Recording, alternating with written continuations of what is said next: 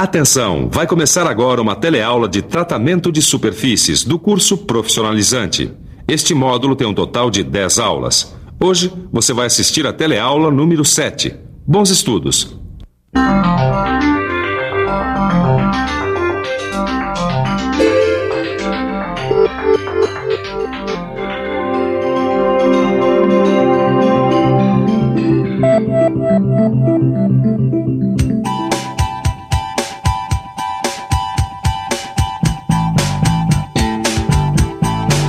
Você acabou de ver uma série de objetos, máquinas, construções e etc.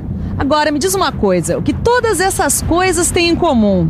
Se a gente reparar bem, a gente vai perceber que todas elas, de um jeito ou de outro, foram recobertas por uma camada de tinta. Ou seja, todas elas estão pintadas.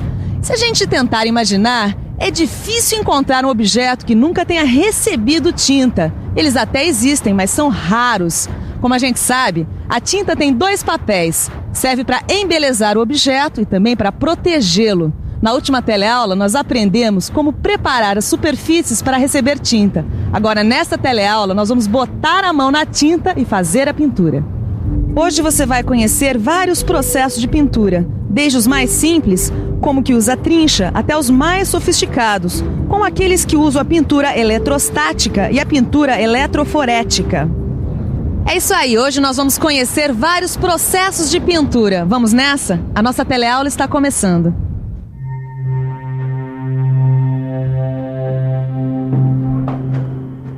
Ô, Ananias, você faz de tudo mesmo, né? Até pintura, rapaz. Ah, não é bem assim, Caio. Essa pintura que eu estou fazendo aqui é muito simples. Ué, mas é pintura, né? É uma pintura feita por um processo simples, a trincha, que é muito comum e relativamente fácil de usar. Olha, para algumas coisas a trincha serve. Mas se você precisar uma pintura assim com uma melhor qualidade de acabamento, você vai ter que escolher outro processo. Tá, e como é que você faz para escolher o melhor processo de pintura? Bom, Caio, isso depende de um conjunto de fatores. A primeira coisa que o pintor precisa saber é que existem diversos processos diferentes de pintura e que a escolha entre um ou outro vai depender do tipo de serviço que você precisa fazer. Mas e a tinta? Qualquer processo de pintura pode ser usado com qualquer tipo de tinta? Então, Caio, é isso que eu estou tentando dizer. A gente tem que seguir alguns critérios para escolher o processo mais adequado. E o primeiro deles é esse, a escolha da tinta. Quer dizer, não adianta nada eu querer usar tinta em pó com uma trincha. Peraí, tinta em pó? É, tinta em pó.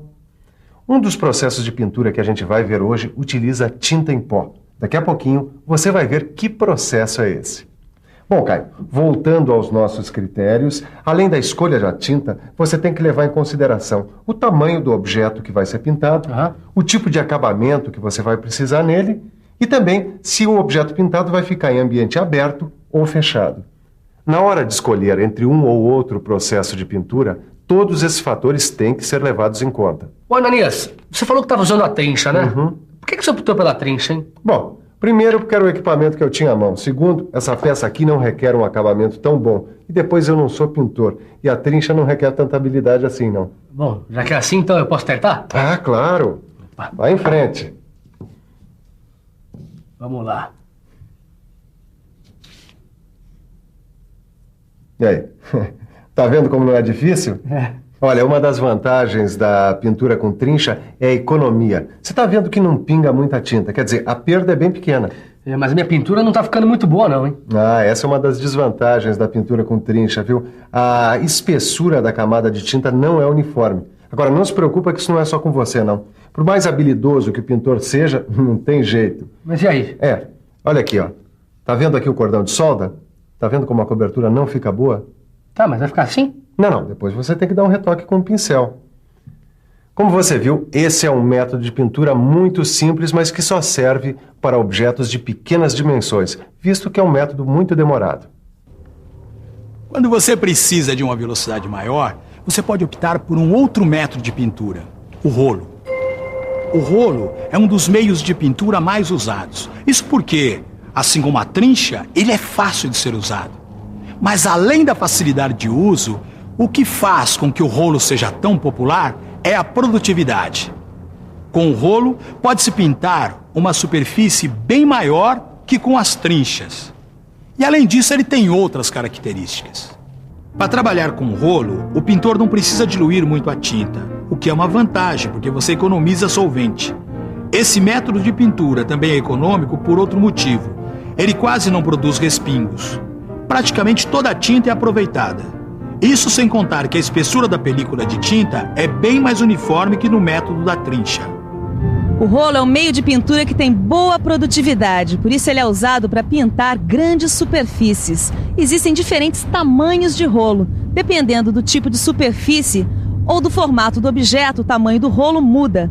O rolo também serve para diferentes tipos de trabalho, desde a pintura de equipamentos até a pintura de paredes. Mas pelo seu formato, o rolo serve mesmo para pinturas em superfícies planas ou em grande raio de curvatura, como é o caso deste arco aqui.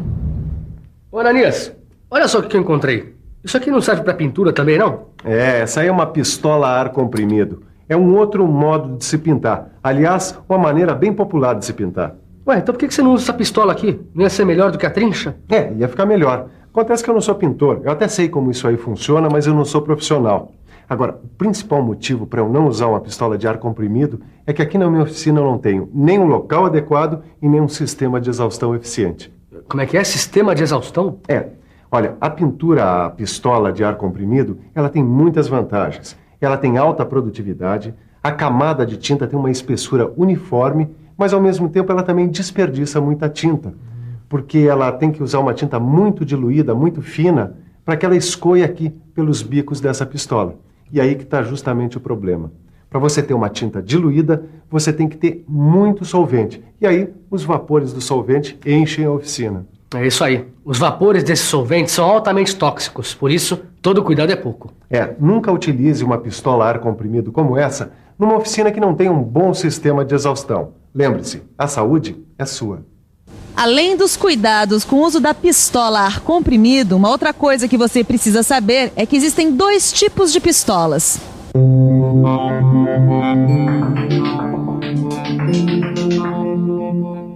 Existem 2 tipos de pistola a ar comprimido. O primeiro tem o recipiente que carrega a tinta acoplado à pistola. Esse tipo tem um inconveniente de ter de ser constantemente recarregado, interrompendo várias vezes o trabalho. O segundo tipo tem o recipiente de tinta separado. Nesse caso, a autonomia de trabalho é muito maior, porque leva muito mais tempo para que o suprimento de tinta acabe. É isso aí, o trabalho com pistola a ar comprimido pede um profissional. A diluição da tinta tem que ser feita na medida certa. Além disso, as pistolas podem ter diferentes bicos de saída da tinta. A escolha de um bico ou de outro vai depender do tipo de tinta que você estiver usando. Uma coisa que a gente tem que prestar atenção também é na pressão e vazão do ar. Só assim dá para ter um bom resultado na pintura. E além disso tudo, é claro, tem um jeito certo de pintar. Olha só. Preste atenção na maneira como ele movimenta a pistola aplicando a tinta. Ele não faz esses movimentos assim à toa. Essa é a melhor maneira de fazer esse tipo de pintura. Preste atenção.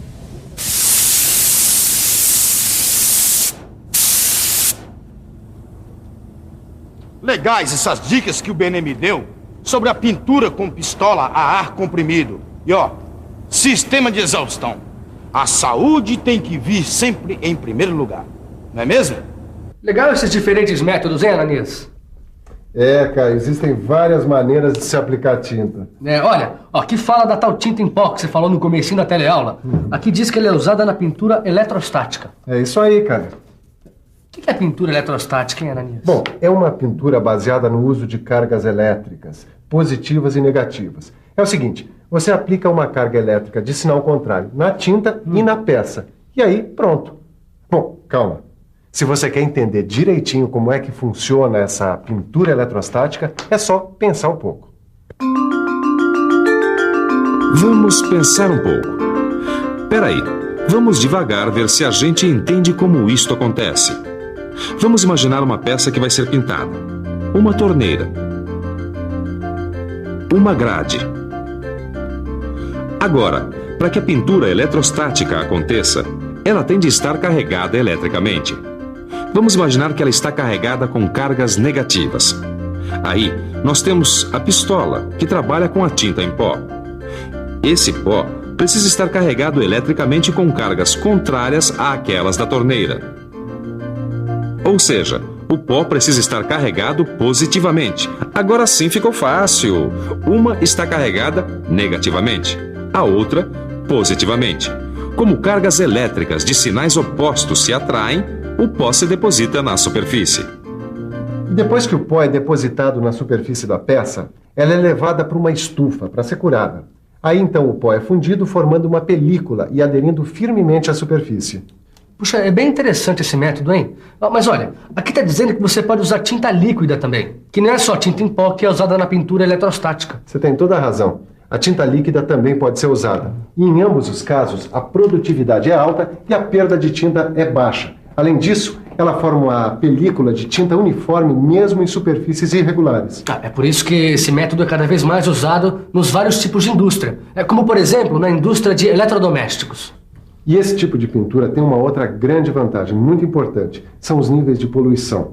Como na tinta não há solvente e a tinta é praticamente toda aproveitada, quase não sobram resíduos para a atmosfera. A pintura eletrostática é um dos métodos mais eficientes e modernos que existem. Mas ainda tem um outro método mais moderno. É a pintura eletroforética. Como você já notou, esse tipo de pintura exige grandes investimentos. A peça é totalmente mergulhada no tanque com tinta líquida. No caso da fábrica aqui, que produz carros, imagina quantos litros de tinta não são necessários para encher um tanque desses. Só que esse investimento todo tem um retorno. A produtividade é alta, a perda de tinta é muito pequena e a espessura da película é uniforme. É isso aí. Depois da pintura eletroforética, é hora da revisão. E atenção, se liga aí que é hora da revisão. Na teleaula de hoje, você conheceu diversos processos de pintura. Começamos pelo mais simples deles, a pintura com trincha. Depois, foi a vez da pintura com rolo. Você então ficou conhecendo a pintura com pistola a ar comprimido. Ficou sabendo que esse tipo de pintura só deve ser feito em instalações apropriadas para garantir a segurança de quem trabalha. E a seguir, aprendeu o que é pintura eletrostática. Viu como as cargas elétricas desempenham um papel fundamental nesse tipo de pintura. Finalmente, você aprendeu o que é pintura eletroforética. Agora que você já tem uma noção dos diversos processos de pintura que existem por aí, não esqueça de dar uma bela aprofundada no seu livro de estudos. Lá você vai encontrar informações e detalhes importantes, além dos que você viu por aqui. Bons estudos e até a próxima.